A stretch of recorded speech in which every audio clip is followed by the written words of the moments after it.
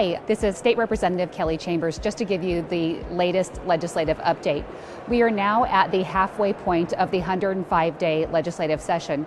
So bills that were originated in the House of Representatives, the ones that are still alive, have made it out of their legislative committees and are before the House floor for consideration.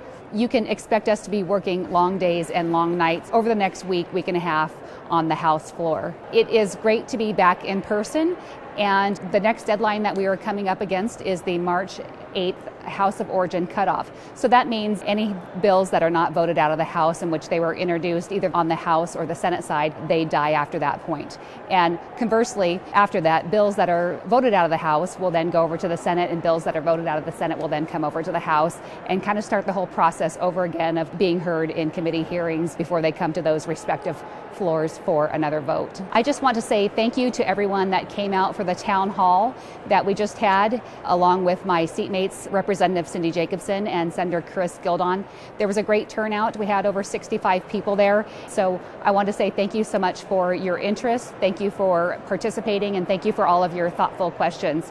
Participants shared a lot of the same concerns of issues that we've been talking about that have been a high priority this year with regards to public safety, taxes, and affordability, but also the issue of sexually violent predators came up. Participants shared their concerns about sexually violent predators being released from McNeil Island out into the community.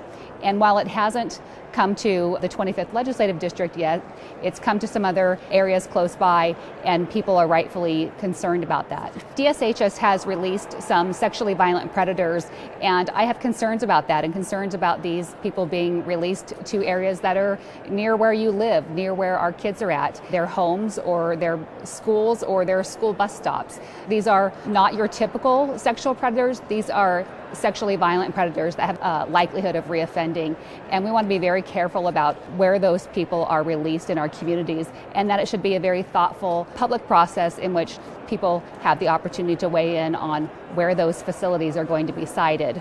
As a result, there were a couple of bills that were introduced. I co-sponsored House Bill 1813 that would allow sexually violent predators to be housed only at McNeil Island or a special facility in Seattle. This bill would also restrict the state from opening any new facilities. Unfortunately, the bill did not get a hearing before policy cutoff here in the House. Same with House Bill 1734, which would have closed the public notice loophole on locating sex predators into less restrictive housing. That bill didn't get a hearing either.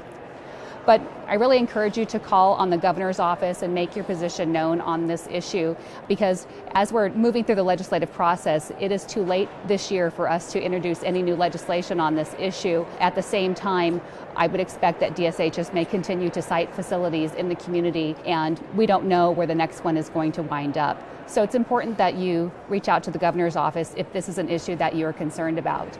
And going forward, we will keep an eye on this, watch the issue, and be willing to work on additional legislation next year when we're in session.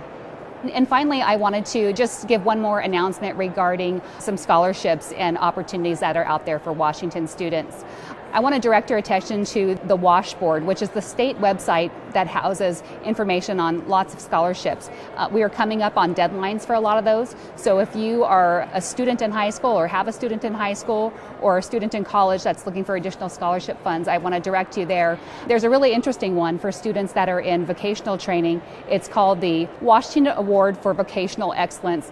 And it's a pretty significant award that there may be up to 3 scholarship recipients in every legislative district. So there's a potential for 147 students to get this scholarship valued at $23,000 for 2 years. It's worth applying for, checking out if you have a student that is in vocational trades.